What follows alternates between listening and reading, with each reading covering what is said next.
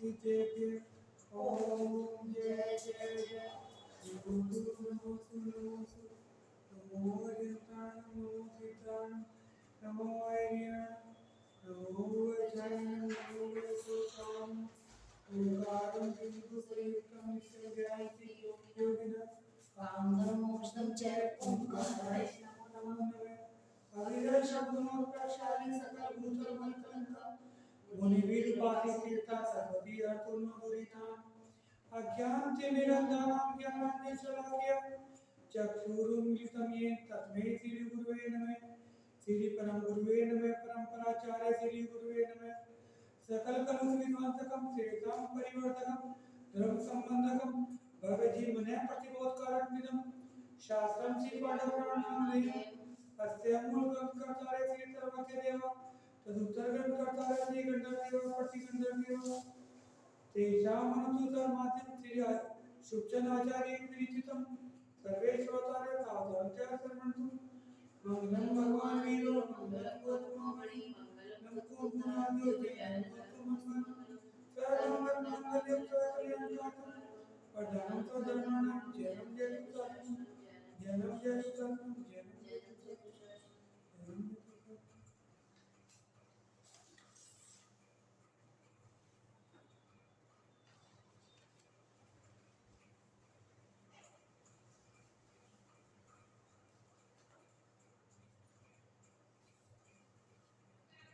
पांडवों का युद्ध चल रहा था और युद्ध में सामने आचार्य ध्रुव विष्णु पितामह जैसे महारथी आ चुके थे।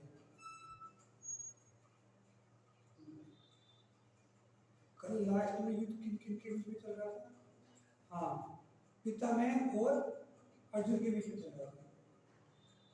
यह देखकर पितामह की निंदा करते हुए दुर्योधन बोला, तुमने यह क्या राज्यकारी युद्ध क्यों शुरू कर रखा है? उनको दुर्योधन का जवाब यह था कि पितामह के सामने अर्जुन कैसे टिक सकता है। ये सोचा था इस बात को लेकर इस तरह युद्ध करिए जिससे अर्जुन युद्ध में ठहर ही न सके, भला बैरी के आगे आप उपस्थित होने पर ऐसा कौन सुबट होगा जो आपकी भांति निश्चिंत हुआ बैठा रहेगा। दुर्योधन की मर्म भेदी, मर्म का मतलब हृदय होता है, हृदय भेदी वाणी सुनकर गांगे पाठ के साथ युद्ध के लिए बड़ी वीरता से उद्यत हुए। यह देखकर अर्जुन ने उनसे कहा कि पितामह, आप मेरे साथ युद्ध करना व्यर्थ है।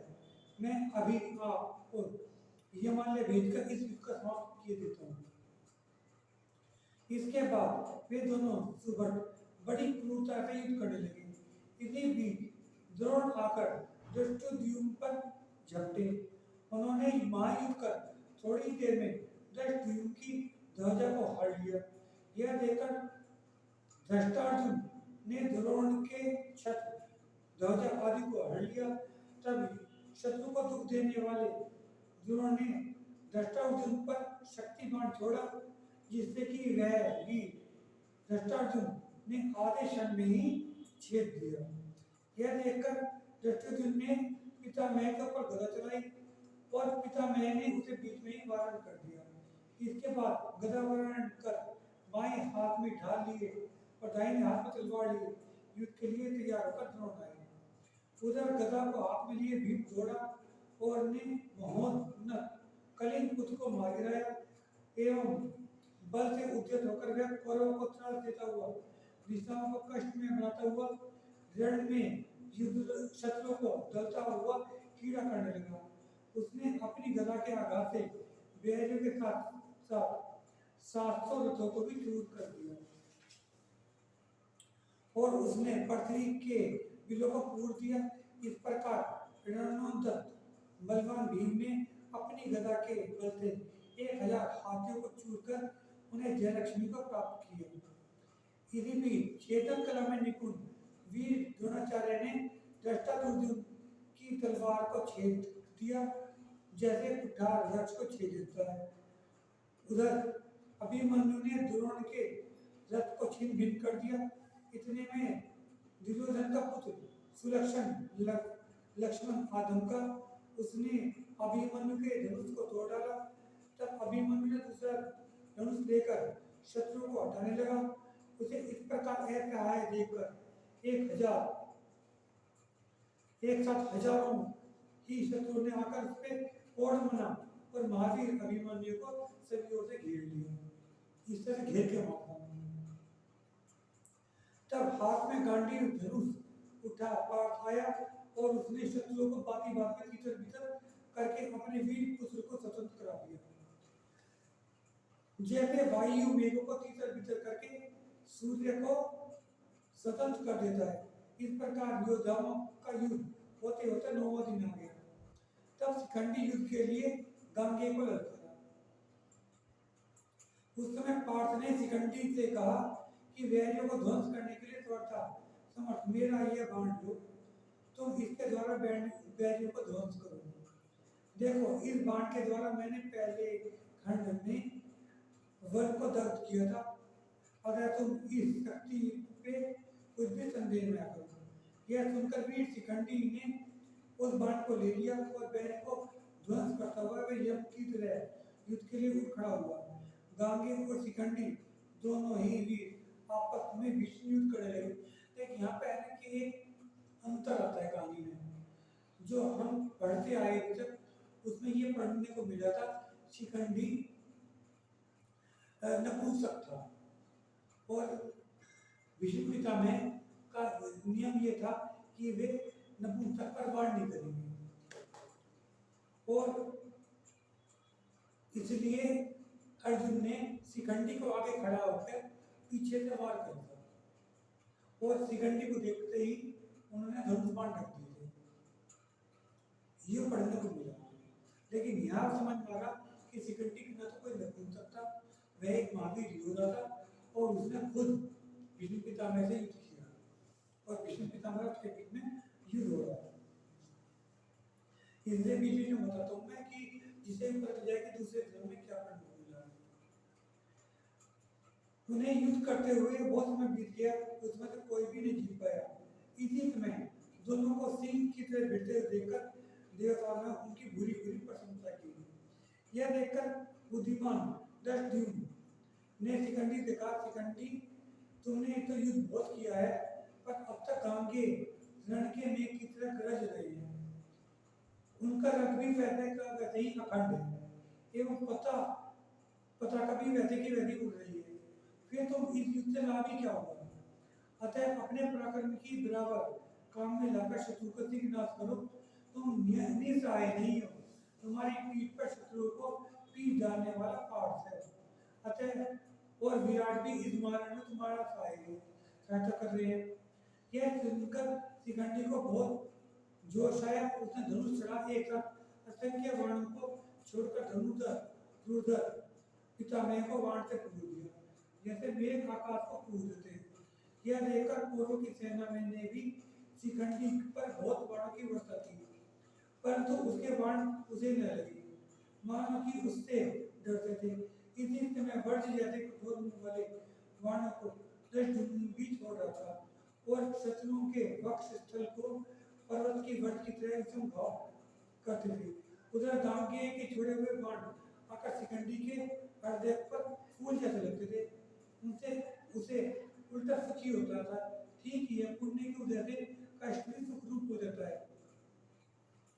पितामह इस समय जो धनुष हाथ में लेते थे, समुद्र दृष्टुम बाण के द्वारा छेद जाता था। सच है, पुण्यशील होने से सब कुछ देखते देखते मिला जाता है, चाहे धन हो, चाहे आयु हो, चाहे पुत्र मित्र कलंक आदि हो, चाहे सुख हो। इस समय शिखंडी ने अपने बाणों के द्वारा गांगे का कवच भेद डाला, जैसे वर्षा काल के मेघ की धारा वनों को भेद डालती है। उसने थोड़ी देर में सारथी और रथ की ध्वजा को भी पटरी पर गिरा दिया तथा रथ के दोनों घोड़ों को भी मारकर जर्जित कर दिया। यह देखकर पितामह कम होकर बिना रथ के ही तलवार लेकर शिखंडी को छेद डालने के लिए दौड़े। शिखंडी ने अपने प्रखर बाणों के द्वारा उसकी तलवार को भी बेकाम कर दिया और उस हत आत्मा ने उनके हृदय को भी भेज दिया। इसके साथ ही वह पावन वीर धड़ाम से पृथ्वी पर गिर पड़े। उसके प्राणों को निकलते देखकर उन्होंने संन्यास ले लिया। किनके प्राण निकल रहे थे? द्रोणाचार्य। ये पिता में भीष्म काके के। के। हाँ, पिता में भीष्म के। तो संन्यास किसने ले लिया? मतलब उन्होंने संयम धारण कर लिया संन्यास के लिए। मुनि तो बन नहीं सकते और वहाँ कोई मुनि भी नहीं है जो दीक्षा दे देंगे। उसी समय समाधि ले लेते हैं, जब तक समाज चल रहा हो समाधि ले लेते हैं, यानी कि समाधि ले लेते हैं। इस प्रकार धर्म में लीन होकर उन्होंने परम धैर्य का सहारा लिया। उन्होंने अपने हृदय में सुपरीक्षित 12 भावों को धारण किया, संयम धारण कर लिया ना। पितामह की स्थिति देखकर सभी राजे युद्ध छोड़कर उनके पास आ गए। पांडवों को उनकी दशा से बहुत दुख हो रहा था। वे उनके चरणों में प्रणाम कर आंसू बहाते हुए बोले, हे मुनि, आपने जन्म भर ब्रह्मचर्य को पाला है, सब व्रतों में उत्तम है, जिसको पालना बड़ा कठोर है। इस व्रत के बराबर कठिन दूसरा व्रत नहीं है। उस समय दुख से जर्जित होकर युधिष्ठिर ने कहा, हे सुव्रती अच्छे व्रत वाले, हे उन्नत वीर हृदय, यह मोह हम लोगों को क्यों नहीं है? आपके इस दुख में को हम नहीं सहन कर सकते। तब बाणों से जर्जित भीष्म पितामह ने कौरव और पांडवों से कहा, हे भव्यो, अंत में आप लोगों से मेरा यही कहना है कि आप परस्पर की शत्रुता छोड़कर आपस में मैत्री कर लें और इन बेचारों को अभिदान दें। जो सैनिक है कहते दुख होता है कि ये 9 दिन यूं ही चले गए, किसी के हाथ कुछ नहीं लगा। हाँ, इतना अवश्य हुआ है कि युद्ध में जो मरे हैं वे बेचारे नित्य गति में ही गए होंगे, नीच गति में गए होंगे। अस्तु, जो हो गया सो हो गया। आप लोग अब लक्षण धर्म को धारण करें। इसी समय आकाश मार्ग से 2 चारण मुनीश्वर आए। उनके नाम हंस और परमानस थे। वे शुद्ध मन वाले थे, गुणों के भंडार थे, उत्तम उत्तम तपों को थकने वाले थे।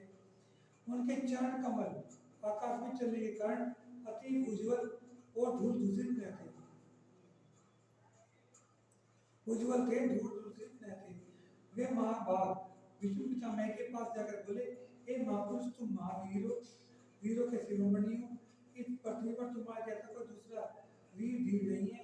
यह सुनकर अगिन गुणों के पुंज और गंभीराशय पितामह उन दोनों मुनियों को प्रणाम कर अपने मधुर वाणी में बोले कि प्रभु, इस संसार रूपी वन में भटकते हुए मैंने यह धर्म नहीं अपनाया। अब बताइए मैं क्या करूं महामुनि? मैं आपकी शरण में हूँ। मुझे आशा है कि आपके प्रसाद से मैं संसार को पार कर सकूंगा। अच्छा, तो ये युद्ध में वीर गति को प्राप्त करें, ये मोक्ष नहीं जा सकते, ये उत्तम गति तो प्राप्त कर सकते हैं और अन्य किसी भाव में जा भी सकते हैं, पर ये उसी भाव से मोक्ष नहीं जा सकते। ना उसी भाव से मोक्ष जा सकते और भाव तो बढ़े। हाँ, इस मामले में सबसे अच्छा उदाहरण था बाली मुनि का। जब उन्हें ये लगा कि रावण मेरे पर से युद्ध करेगा, ठीक है ना, अधिक पता था कि रावण की तरह बलशाली है। रावण किससे युद्ध करेगा? बाली से। अच्छा, तो उन्होंने तभी दीक्षा ले ली थी। बाली ने। हाँ, और कैलाश पर्वत पे जाकर तपस्या करने लगे। ये जब अच्छा है।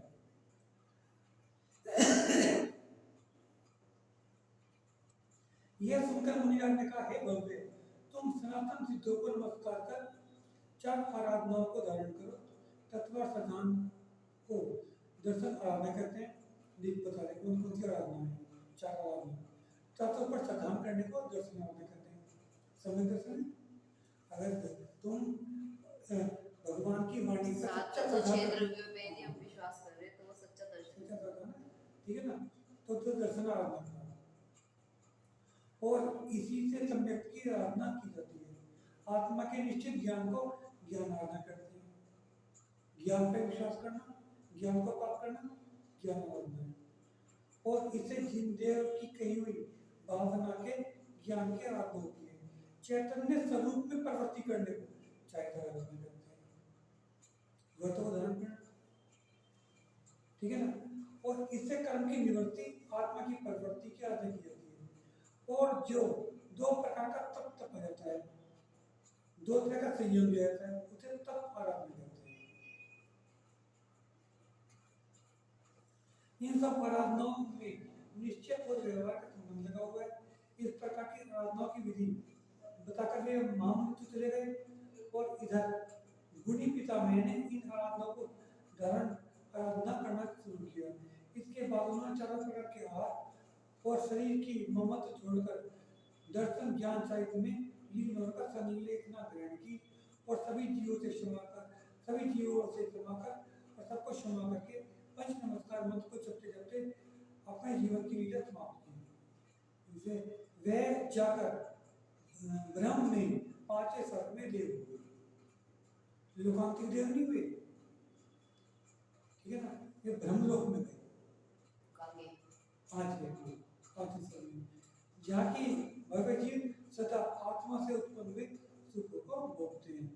इसके बाद जगत की शून्यता को नित्य मानते हुए तेजस्वी कौरव और पांडव शोक संतप्त होकर खूब रोए और लोगों ने भी शोक में रात बिताई। जब सवेरा हुआ, सूर्य का उदय हुआ, ऐसा जान पड़ता कि मानो सूर्य पितामह का ही शोक मनाने के लिए आया है। अनंत मनुष्य को धारण करने वाला यह संसार चक्र जीव मेघ समूह को के बारे बिखर जाते हैं। लक्ष्मी बिजली की तरह चपल है, चपल का मन चंचल है। जीवन संध्या के राग की प्रवाह एक मन चंचल है और सौजन सुख आदि जल की कलियों के भांति विनश्वर है। इस प्रकार सब बातों को जानकर सच्चे श्रद्धालु लोगों को चाहिए कि वे शुद्ध धर्म में बुद्धि लगाएं। जो शुभमति महान ब्रह्मचारी पितामह युद्ध में धर्म की प्रतिज्ञा करके अपनी आत्मा को शांत रख पांचवें परम स्वर्ग में को प्राप्त हुए, उनकी जय हो। उन धर्मात्मा धर्म की ज्ञाता नए कुशल युधिष्ठिर की भी जय हो, जो धर्म के बल से शुभ नए ज्ञान को प्राप्त हुए, जिन्होंने पाप से अपने आत्मा को सुरक्षित रखा। इस प्रकार ब्रह्मचारी शिल्पा की सहायता से सुखचंद भट्टारक द्वारा रचे हुए पांडव पुराण में अर्थात महाभारत में जरासंध और कृष्ण राजाओं का युद्ध वर्णन गंगे का संज्ञान ग्रहण कर पांचवें स्वर्ग में गमन और गण का वर्णन करने वाला 19वां पर्व समाप्त हुआ।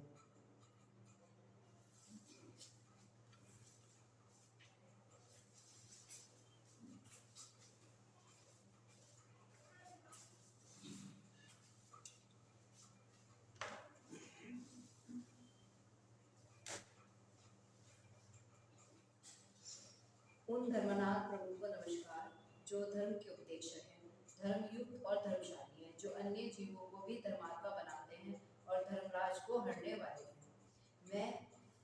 वे मुझे भी धर्म बुद्धि दी। सवेरा हुआ, भटकन उठे और निर्दय हो प्रलय काल की वायु से क्षोभ को प्राप्त हुए सागर की भांति शुद्ध होकर रणांगण में पहुंचे। वे पृथ्वी में रहने वाले सांपों को पद दलित करते और दिशानाथों को क्षुब्ध करते युद्ध के लिए उद्यत हुए। उधर से पार्थ ने मृत्यु का आलिंगन करने को हाथ चढ़ाए हुए बटों, घोड़ों और मतवाले हाथियों को तितर बितर करके उस युद्ध का और भी विस्तार कर दिया। इसी समय महान सुभट अभिमन्यु युद्ध स्थल में आया और विश्वसेन के साथ युद्ध करने को उद्यत हुआ, एवं हाथ में धनुष लेकर शत्रुओं को कंपित करने वाले उस पार्थ नंदन ने थोड़ी देर में ही विश्वसेन के सारथी को धराशायी कर दिया। इतने में बैरियों के हृदय शल्य सा चुभने वाला और अपने रथ को अपने हाथ ही चलाता हुआ शल्य पुत्र अभिमन्यु के साथ युद्ध करने के लिए आया। वे दोनों अपने अपने प्राणों को वर्षा से परस्पर में एक दूसरे को कूटने लगे। आखिर अभिमन्यु के शरों के द्वारा शल्य पुत्र ध्वज को काल के गाल में चला गया। यह देख सुलक्षण लक्ष्मण ने लक्ष्य बांधकर पार्थ पुत्र को वृक्ष के जैसे तीर प्रहार करने वाले बाणों के द्वारा खूब भून दिया। अभिमन्यु ने भी तब बाण को चलाना शुरू किया और लक्ष्मण को यम का अतिथि बना दिया। उसने रण में स्थिर बने रहकर अपने प्राणहारी बाणों के द्वारा 14,000 और कुमारों को भी मार गिराया।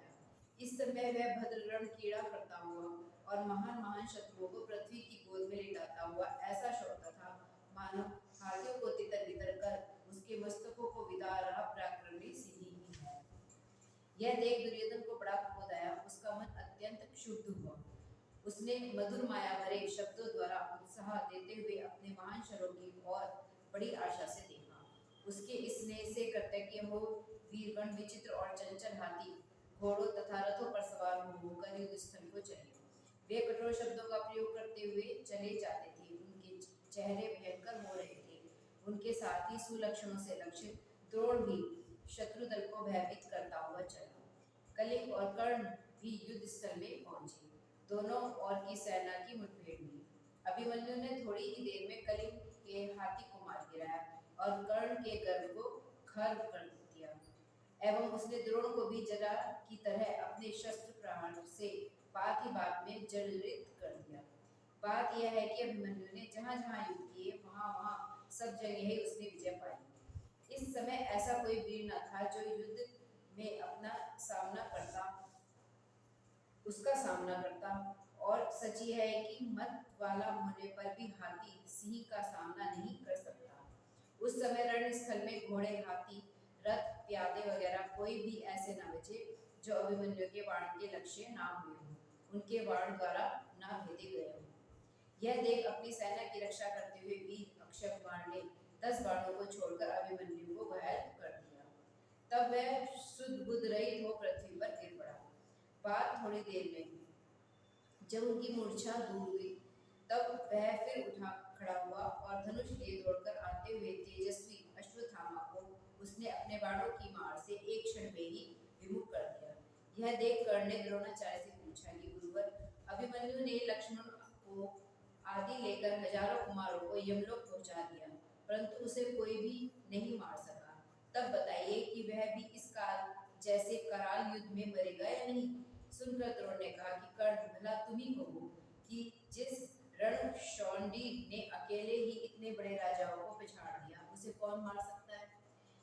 इसके बाद रणनाद करते हुए द्रोण ने क्रोधित हो राजा लोगों से कहा कि मारो मारो, इसे मार डालो और इसका धनुष छीन कर तोड़ डालो, देखो वह भागने ना पाए।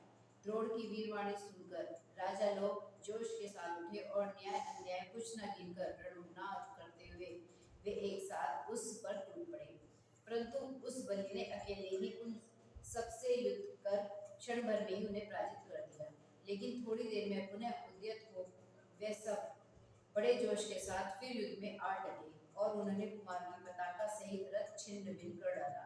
यह देख अभिमन्यु ने वज्रदंड हाथ में लेकर बाद में उन सबको चूर डाला। इसी समय जयाद्र ने अभिमन्यु को अपने महाशयों के द्वारा भेद दिया, परंतु तब भी वह धीरज के साथ उससे सामना करने के लिए स्थिर व डटा रहा। अंत में वह पीड़ित हो पृथ्वी पर गिर पड़ा। इस समय देवों ने हाहाकार शब्द से पृथ्वी भर गई। न्यायी राजाओं ने कहा कि अभिमन्यु के साथ यह बड़ा भारी अन्याय हुआ है, जो एक साथ इतने वीरगण एक बालक पर टूट पड़े। उसे पीड़ित देख कर्ण ने कहा कि कुमार, पानी पियो, इससे तुम्हें कुछ शांति मिलेगी। सुनना अभिमन्यु ने उत्तर में निर्मल वचनों द्वारा कहा कि नृप, मैं अब जल ना पीकर उपवास करूंगा और परमेष्टि का स्मरण करते हुए प्राणों का त्याग करूंगा। यह सुनकर द्रोण आदि क्षमाशील अभिमन्यु को निर्जन स्थान में ले गए। वह वहां आत्मस्वरूप का चिंतन करता हुआ स्थिर रहा और काय और कषाय को क्षीण करके जिनदेव का स्मरण करते हुए तथा सबको क्षमा कर और सबसे क्षमा कराते हुए उस वीरात्मा ने इस अशुचि शरीर का त्याग किया और निदान रहित हो स्वर्ग में विक्रिया युक्त दिव्य गुणों के भंडार दिव्य शरीर को पाया। उधर दुर्योधन आदि कौरवों ने जब अभिमन्यु के मरण का समाचार सुना तब वे बड़े हर्षित हुए और उन्होंने खूब खुशी मनाई। इसी समय सूर्य अस्ताचल पर पहुंचा, रात हुई। जान पड़ा कि मानो वे युद्ध को वारण करने और कौरवों की सेना को नया उत्साह देने के लिए ही आए हैं। अभिमन्यु की मृत्यु से कृष्ण की सेना में बड़ा शोक फैल गया। विलाप करते हुए और आंसुओं की धारा बहाते राजागण बड़े दुखी हुए। अभिमन्यु की मृत्यु से युधिष्ठिर मूर्छित हो उन्नत कुलाचार की भांति पर गिर पड़े। उसके बाद जब उन्हें होश आया तब दुखपूर्ण स्वर में ये कहते हुए रोने लगे कि हाँ पुत्र, तुम्हारे सिवाय और कौन सा संग्राम करने वाला है जो अकेला ही हजारों शत्रुओं को इस वीरता के साथ मौत का घर दिखा सके। तुमने जालंधर राजा की 12 सेना को नष्ट करके विजय पाई थी। हाय, न जाने किस पापी ने तुम जैसे शूर को भी धराशायी कर दिया। युधिष्ठिर को इस प्रकार विलाप करते शोक से संतप्त हुए अर्जुन आया और बोला कि भाई और सब कुमार तो युद्ध भूमि से आ गए, परंतु अभिमन्यु अब तक नहीं देख पड़ा। यह क्यों? क्या चक्रव्यूह में उसे शत्रु ने मार डाला या वह स्वयं मर गया? युधिष्ठिर ने बड़े दुख के साथ कहा कि अर्जुन, वह हाल सुनकर तुम ही क्या करोगे, कैसे धीरे धरोगे? कहते हुए छाती फटती है कि क्षत्रिय धर्म को छोड़कर नीच राजाओं ने एक साथ मिलकर अन्याय से अभिमन्यु को मार डाला है। सुनते ही पार्थ को मूर्छा आ गई और पृथ्वी पर धड़ाम से गिर पड़े। इसके बाद उसे जब चेतना हुई तब वह भी शोकपूर्ण हो बड़ा विलाप करने लगा कि पुत्र, तुम्हारे बिना पृथ्वी का पालन करने के लिए कौन समर्थ है? तुम्हारे बिना कौन तो राज्य करेगा, कौन कुल की रक्षा करेगा और कौन बहनों को जीतेगा? इसी समय वहां कृष्ण आ गए और बोले कि पार्थ, आज केवल तुम्हारा पुत्र ही नहीं गया, किंतु वह मेरी सेना को एक विधवा स्त्री की भांति कर गया। वह मुझे बहुत प्यारा था, आज वह मुझे दुर्लभ हो गया है। अतः भाई, इस वक्त शोक न करो, क्योंकि अभी शोक करने का मौका नहीं है। यदि इस वक्त तुम शोक करोगे तो इससे शत्रु बड़े खुश होंगे और उनका साहस बहुत बढ़ जाएगा। इसलिए है धर्म विशारद, तुम धीरज धरो और युद्ध में शत्रु को ध्वंस करो। बात यह है कि अभिमन्यु के मरने वालों को उसके अपराध का फल चखा देना इस समय तुम्हारा पहला कर्तव्य है। उधर अभिमन्यु की मृत्यु सुनकर सुभद्रा भी मूर्छित हो ऐसे गिरी जैसे जड़ से उखाड़ दी गई है। सुभद्रा जैसे जड़ से उखाड़ दी गई बेल चेतना रहित होकर गिर जाती है, इस प्रकार वह मूर्छित होकर गिर पड़ी। इसके बाद जब वह कुछ होश में आई तब हा हा पुत्र कहती हुई विलाप करने लगी। हा पुत्र, तुम सहाय के बिना मृत्यु के ग्रास बन गए। यदि कोई तुम्हारी सहाय पर होता तो तुम्हारी ऐसी हालत कभी न होती। हा पुत्र, तुम इस दुस्तर शरों के बिछोने पर कैसे सोओगे? क्या किसी ने तुम्हारी रक्षा नहीं की? हा प्रभु युधिष्ठिर, आपने भी मेरे पुत्र की रक्षा नहीं की। अब आपके महल में ऐसा कुलदीपक पुत्र कौन अवतार लेगा? हाँ भीम, आपने अभिमन्यु को क्यों नहीं बचाया? हे प्राण प्यारे धीर धनंजय, तुम्हें तो अपने प्यारे पुत्र की रक्षा करनी थी। हाँ प्यारे भाई कृष्ण, इस समय भयंकर युद्ध में आपने भी प्राणों से अधिक प्यारे मेरे पुत्र की परवाह न की। हाँ गुणों के भंडार बलि पुत्र की किसी ने भी रक्षा नहीं की। देखो, आज अभिमन्यु के वियोग से सारे नगर में लोग दुखी हो रहे हैं। हाय मेरे कृष्ण की जैसा सुखी पृथ्वी पालक भाई है। युधिष्ठिर भीम जैसे उत्तम पुरुष ज्येष्ठ है तथा पावन मना और पृथ्वी को रक्षा करने वाले वीर अर्जुन स्वामी हैं। फिर भी मुझे आज रोना पड़ा और मैं इस तरह निराधार हो गई। इतने बड़े बड़े वीरों के रहते हुए भी मुझे पुत्र वियोग का विशाल और अतिशय गहरा समुद्र तैरना पड़ा। इस समय देर निस्सासें खींचते हुए पार्थ ने सुभद्रा से कहा कि प्रिय सुनो, मेरे पुत्र का वध करके जिस दुष्ट ने मेरी यह दुर्दशा की है, मैं प्रतिज्ञा करता हूँ कि उस ज्यार्द का सिर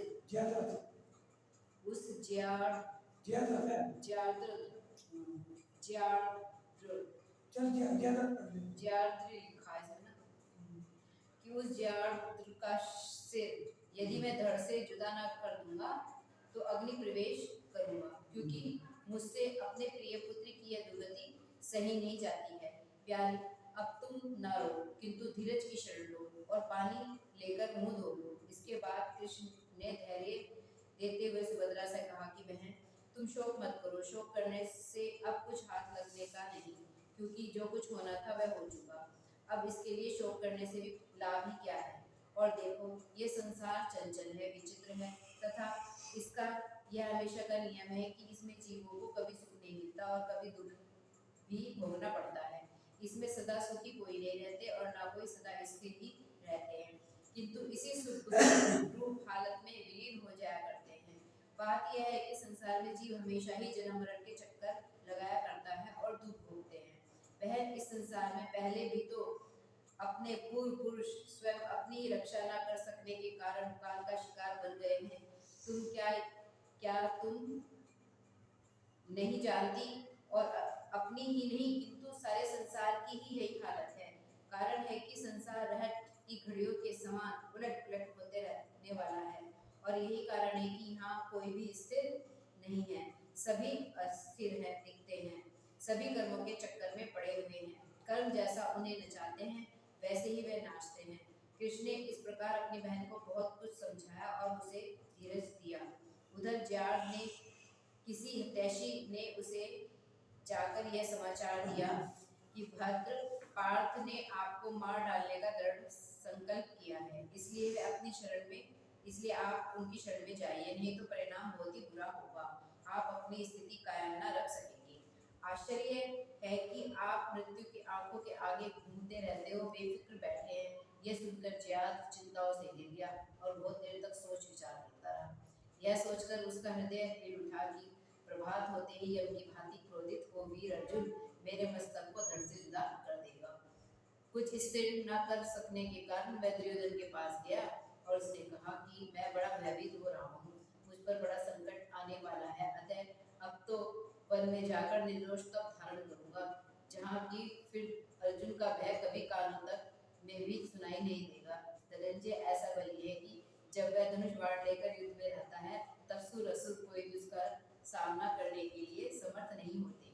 यह सुन द्रोण ने कहा कि सुगति मेरे वचनों को सुनो, देखो इस संसार में कोई भी पुरुष अजर अमर नहीं है, एक दिन सभी को जरा के मुंह में होकर काल के गाल में जाना है, तब फिर क्षत्रियों का युद्ध स्थल को पीठ दिखाना संसार में शोभा नहीं देता। अतः यदि शक्तिशाली पुरुष का मस्तक चला जाए तो भले ही चला जाए, इसमें भय ही काहे का है, और यदि जीत हो गई तो थोड़ी देर में उन वीरों के हाथ में जय लक्ष्मी आ जाती है।